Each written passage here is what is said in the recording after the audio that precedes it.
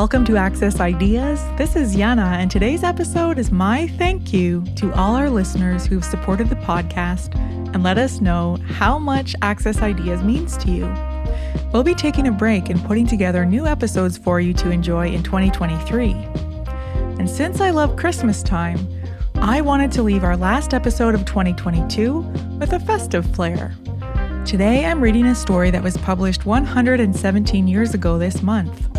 The Gift of the Magi by O. Henry is a classic story that seemed too melancholy for Christmas the first time I read it. But over the years, I've come to recognize its charm and even humor, so I'm sharing it with you today. I hope you enjoy it, and I wish you all a cozy holiday season and a happy new year with wonderful adventures.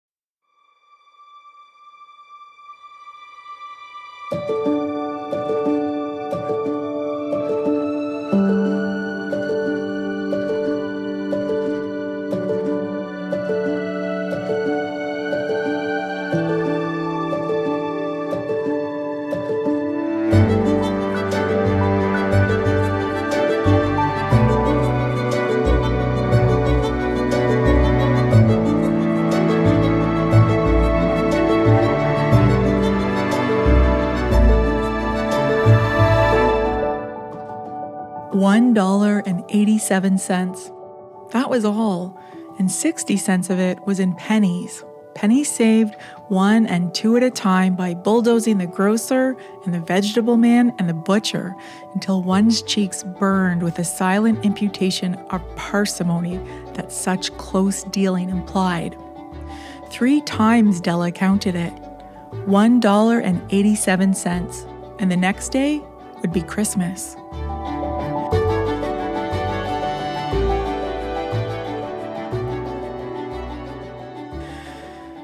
There was clearly nothing to do but flop down on the shabby little couch and howl. So Della did it, which instigates the moral reflection that life is made up of sobs, sniffles, and smiles, with sniffles predominating. While the mistress of the home is gradually subsiding from the first stage to the second, take a look at the home, a furnished flat at $8 per week. It did not exactly beggar description, but it certainly had that word on the lookout for the mendicancy squad. In the vestibule below was a letterbox into which no letter would go, and an electric button from which no mortal finger could coax a ring. Also appertaining thereunto was a card bearing the name Mr. James Dillingham Young. The Dillingham had been flung to the breeze during a former period of prosperity, when its possessor was being paid $30 per week. Now, when the income was shrunk to $20, though, they were thinking seriously of contracting to a modest and unassuming D. But whenever Mr. James Dillingham Young came home and reached his flat above, he was called Jim and greatly hugged by Mrs. James Dillingham Young, already introduced to you as Della, which is all very good.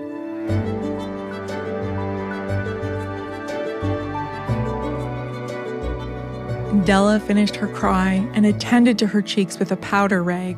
She stood by the window and looked out dully at a gray cat walking a gray fence in a gray backyard. Tomorrow would be Christmas Day, and she had only $1.87 with which to buy Jim a present. She had been saving every penny she could for months, with this result. $20 a week doesn't go far. Expenses had been greater than she had calculated. They always are. Only $1.87 to buy a present for Jim. Her Jim. Many a happy hour she had spent planning for something nice for him. Something fine and rare and sterling. Something just a little bit near to being worthy of the honor of being owned by Jim. There was a pier glass between the windows of the room. Perhaps you've seen a pier glass in an $8 flat. A very thin and very agile person may, by observing his reflection in a rapid sequence of longitudinal strips, obtain a fairly accurate conception of his looks. Della, being slender, had mastered the art. Suddenly, she whirled from the window and stood before the glass. Her eyes were shining brilliantly, but her face had lost its color within 20 seconds. Rapidly, she pulled down her hair and let it fall to its full length. Now, there were two possessions of the James Dillingham Youngs in which they both took a mighty pride. One was Jim's gold watch that had been his father's and his grandfather's, and the other was Della's hair. Had the Queen of Sheba lived in the flat across the air shaft, Della would have let her hair hang out the window someday to dry, just to depreciate Her Majesty's jewels and gifts. Had King Solomon been the janitor with all his treasures piled up in the basement, Jim would have pulled out his watch every time he passed, just to see him pluck at his beard from envy. So now, Della's beautiful hair fell about her, rippling and shining like a cascade of brown waters. It reached below her knee and made itself almost a garment for her. And then she did it up again nervously and quickly. Once she faltered for a minute and stood still while a tear or two splashed on the worn red carpet. On went her old brown jacket, on went her old brown hat. With a whirl of skirts and with a brilliant sparkle still in her eyes, she fluttered out the door and down the stairs to the street. Where she stopped, the sign read, Madame Sofronie, hair goods of all kinds.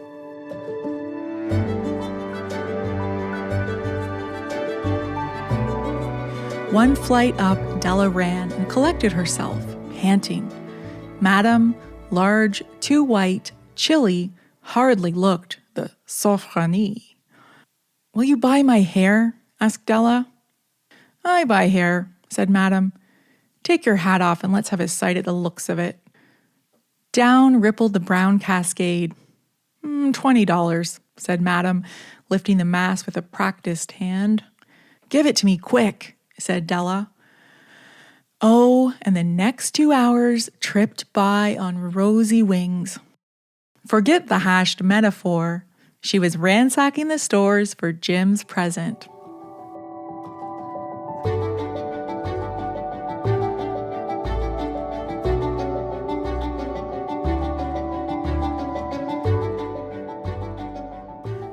She found it at last. It surely had been made for Jim and no one else.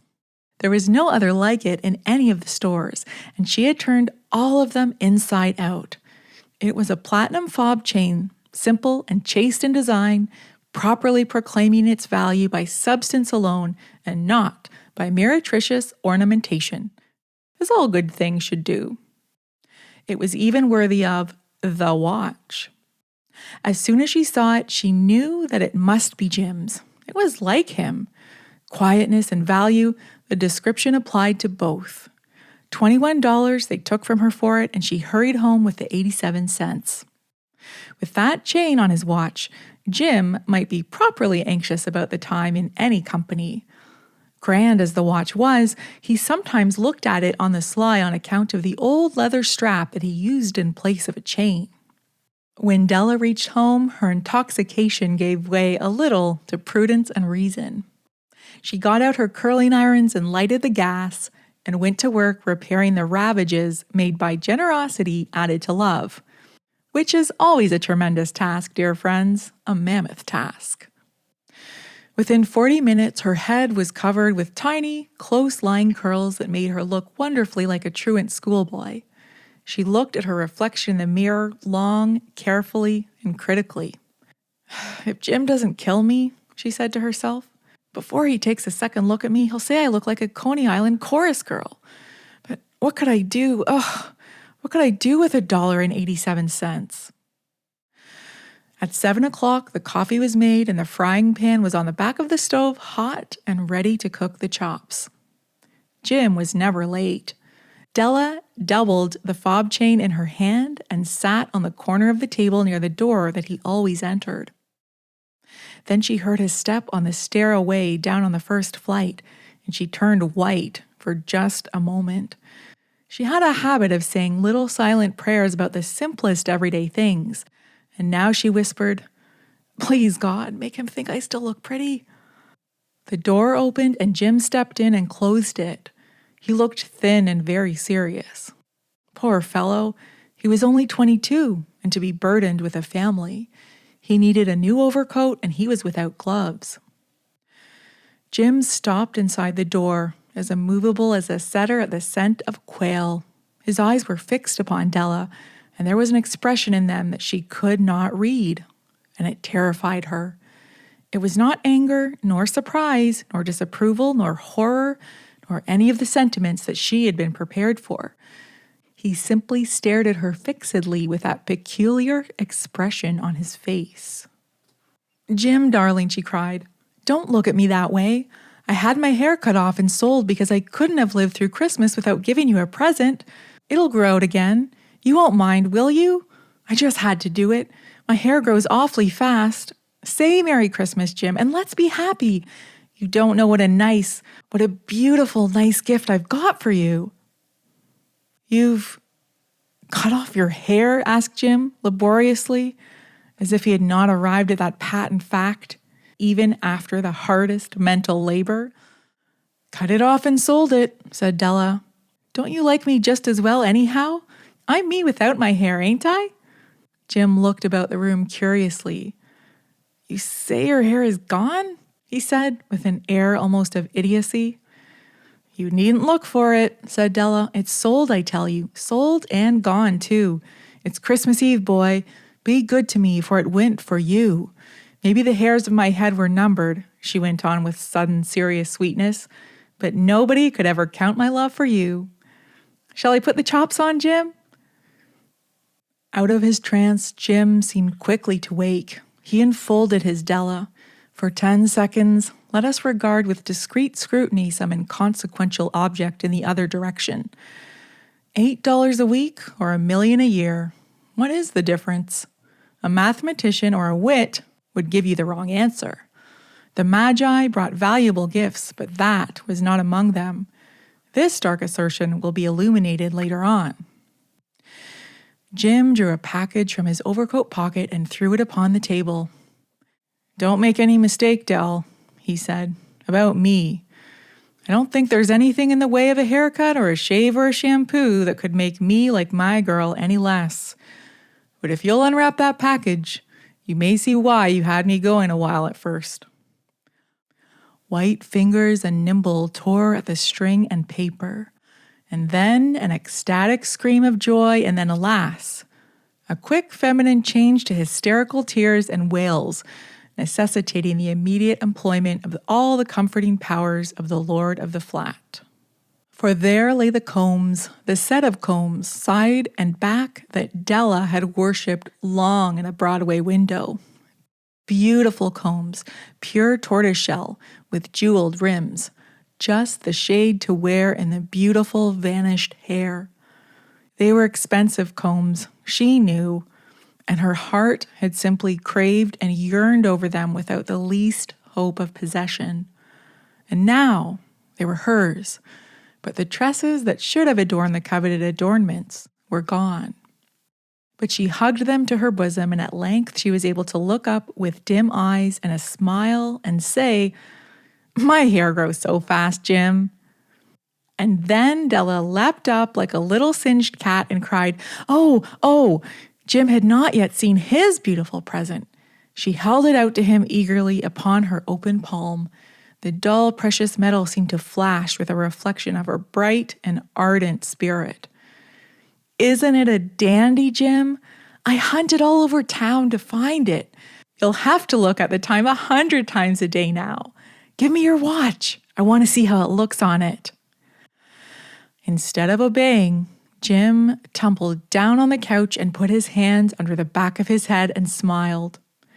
"Dell," he said, "let's put our Christmas presents away and keep them a while. They're too nice to use just at present. I sold the watch to get the money to buy your combs. And now, suppose you put the chops on."